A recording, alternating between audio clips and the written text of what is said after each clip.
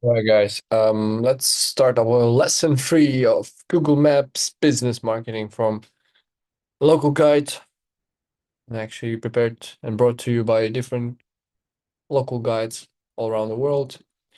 Uh, just let's speak a little bit about content. So you guys probably noticed that there are lots of different businesses listed on Google Maps. These are all your daily services and products where you probably had to do something from hospitals, beauty salons, hotels,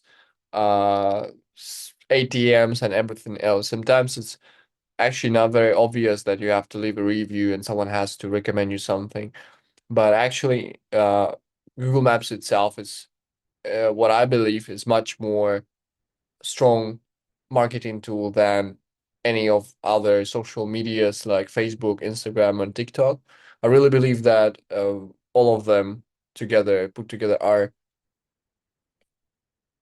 overly I'd say people put too much expectations at social media, and when they fail and they just throw off their money at public campaigns, they realize it's not working. But I think the reason is why it's not working because people use social media to chat, to entertain, but Google Maps is solely about, you know, something that you need to find and what you need, what you really want to. So it's all about the essence of information. There are different properties, as I said, all of them will be different. If you're going to be writing review or you're going to advertise it somehow, you need to take into account what kind of content you're going to tackle, what kind of group you are in. So we have food and beverage. These are cafes, bars, restaurants, food stalls. All of them are put together and form a group, food and beverage, right? There are also properties, what we call properties. These are hotels, hostels, lodges, film cafes, anywhere you can stay up for any time, including like couple of hours and up to like extended stays, home stays. These are all properties. Healthcare, for healthcare, we have pharmacies, hospitals, clinics, dental cabinets, and dental offices, and all of that. Beauty, spa, sports, these are gyms, barber shops, uh, just nails, whatever, lots of things. General services, these are services that can be like just put into one united group, like banks, gas stations, ATMs, all of it. Retail, for retail, would say these are malls, shop clothing, shoes, and jump. Transport, these are bus stations, train stations, taxi pickup points, and so on. Non business related, but valuable data, anything that is not really about the business itself, like a bus stop, but you really need to understand, or a metro station. In most cases, you don't care about the metro station or in what condition this is, but sometimes it contains a really valuable data. Let's say one station is closed up for a period of time, um, and you cannot get off on that one, so you have to make extra or get off earlier, which makes your travel time extended. So these are very important things. For example, imagine you're traveling to a cafe, which is a very popular one, and you use public transport and you get on one station and you want to hop off on another one. But once you arrive, you understand that there is there's no um, you cannot off there, so you have to move next to another one, and then it results in your actually spoiled expectations of that place because nobody told you about that, right? So yeah, these are non-business related things. I mean, not specifically for marketing, but still it's very valuable. Food and beverage key points. Okay, so food and beverage is highly competitive, very competitive anywhere, actually, anywhere you go. Food and beverage is something that makes quick money, but at the same time, it's quite an easy entry. So people realize that, and it's very hard to catch up with there, right? So it's highly competitive again. There are lots of people from low budget, like very easy food stalls selling just junk food to high-end restaurants that are serving like top quality things, like probably gonna be also uh steep steep cafes and all of it. Sometimes reviews are more emotional than factual. What I mean by that, it's oftentimes people do not leave reviews conscientiously. They don't really actually try to analyze things and reflect on that. They just leave it out of, oftentimes out of anger or out of like negative things that happened between them and the business. So I think you should also be, as a business owner, checking, and as a customer, you should also be checking what was something that is actually valuable data and what is just, you know, just like a public space to share your um disappointment with others. But it doesn't really mean that the place is bad itself or it's just something wrong with the service or whatever. It just means that, you know, yes, it happens, so you have to work with that as well. People also decide emotionally which places they're gonna visit. What I mean by that, people don't often really reflect on where they're gonna go, or they don't really do the research. They oftentimes just decided on someone's recommendation or it's just what they see, like on pictures. They don't really want to read something, or they don't want to scroll down for all of the reviews, both negative and positive. So they just check it quickly, skim through it, and then they decide what they're gonna go or no. Okay, so sorry, let's break down the typical example. You see that here it's called a board game coffee something PI. It's a coffee shop slash board game space here in Hanoi, Vietnam. It's quite an unusual concept, which you would probably not meet somewhere in suburbs. It's more like of a central point for people who are more or less spoiled with all the different experiences. So they want something different from just a general coffee shop or a traditional one.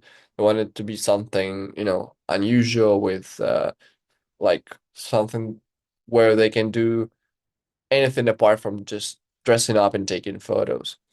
So you see these kind of what would I call it, like a page, yeah, sort of a page which you press on and opens a mini preview of that of the place.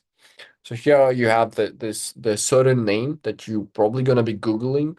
That is should be Googleable, and it should also be easily memorable for anyone else, both locals and foreign visitors, especially if you are in a touristy area, in a busy one.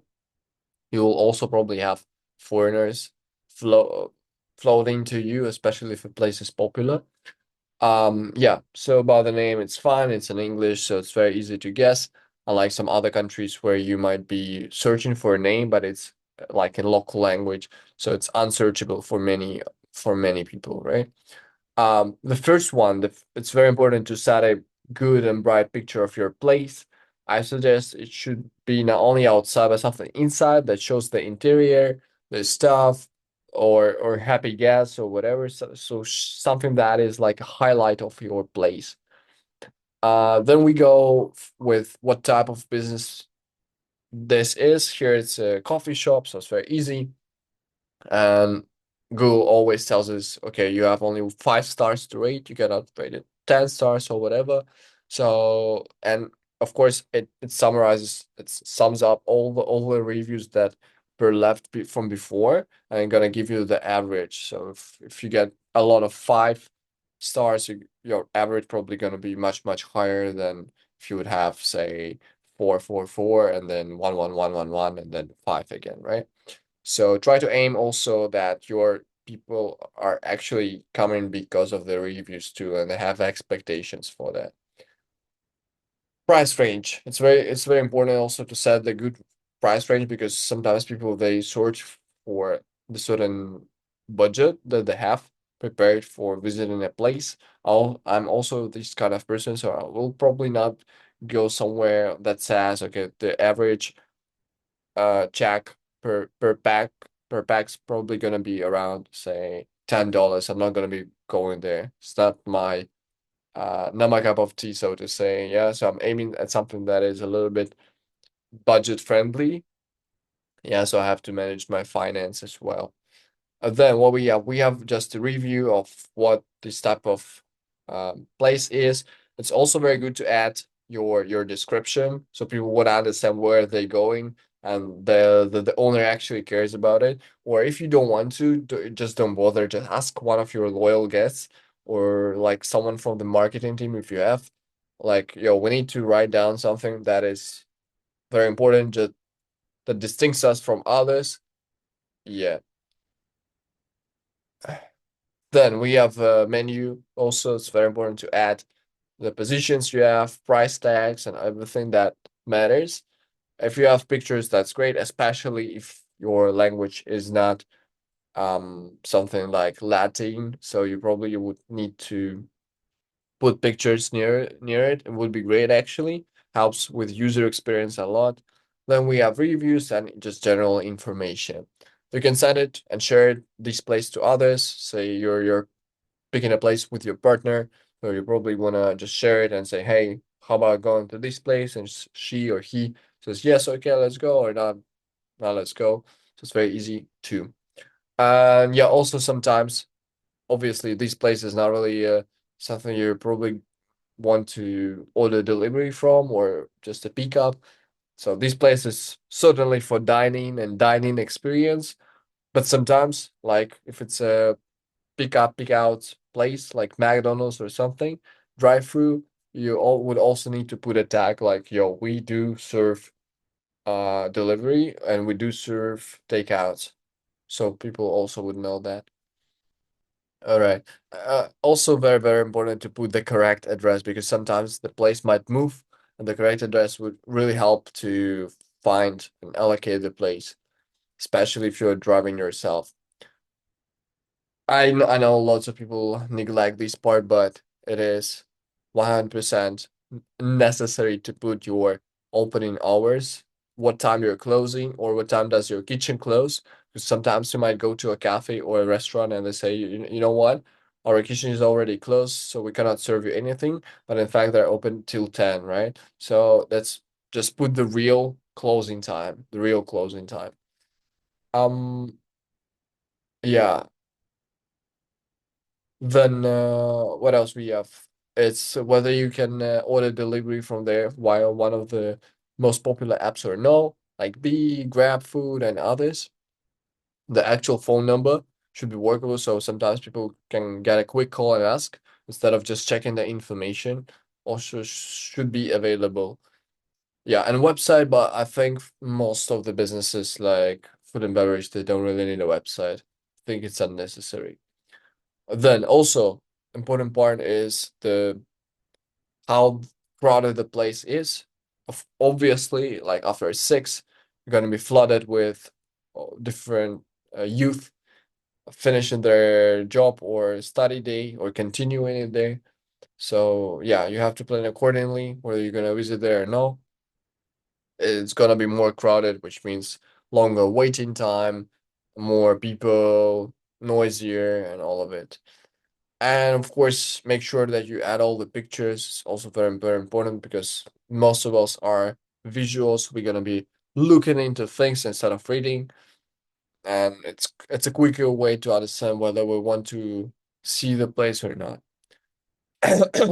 Obviously, my experience wasn't that great with that place. Yeah, I just picked it as the most recent example because I went there a couple of days ago. Right. So the total amount of reviews, as you see, quite high. It's 536 reviews. So definitely all the data is valid. It's not something like two free reviews, which would kind of gamble me with for going there. Like I'll be playing dice game whether it's gonna be good or not. So I came there with certain expectations, and my expectations were quite high because they had at least 5 star, tempting review, which means they're probably gonna be good.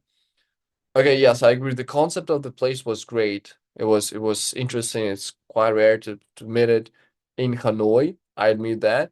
But generally, yeah, I wrote why exactly I was disappointed and why exactly I would not come back. So for me, it was quite more like a no return experience rather than yes, definitely I would recommend. And I think it's important for business owners to reply to all of the reviews, both positive and negative, to see that they actually care about their public image and try to sort the situation out. Because if it's just, one time, people come and go, it's not really a long-term strategy. So what I would do as an owner, which I think unites, marketing and finance all in just one face, I would definitely reply to such messages and try to resolve it somehow, offer a discount or whatever. Try to make a connection with a guest, especially like me, because as a local guide, my and other people of local guides, the reviews are ranked higher than just average reviews because of their status, and that they actually write reviews often, and their reviews are quite lengthy, and they add also supporting pictures and videos which make them more credible than, say, just okay and 5-star review. So definitely I'd say pay attention to this, pay attention, put some effort to talk to your audience, understand their needs, understand what they like, what they dislike. Yeah, I suggest that would be the good long-term strategy of developing your business on Google Maps. If you guys have any questions, don't hesitate to contact me. I just remind you that I have a minute per minute, pay per minute consultation thing where we can guys practice with your reviews, just overview your business and see how it goes for you, what we can do the best. So yeah, don't forget to hit the like button, subscribe if you need to. See you in the next videos.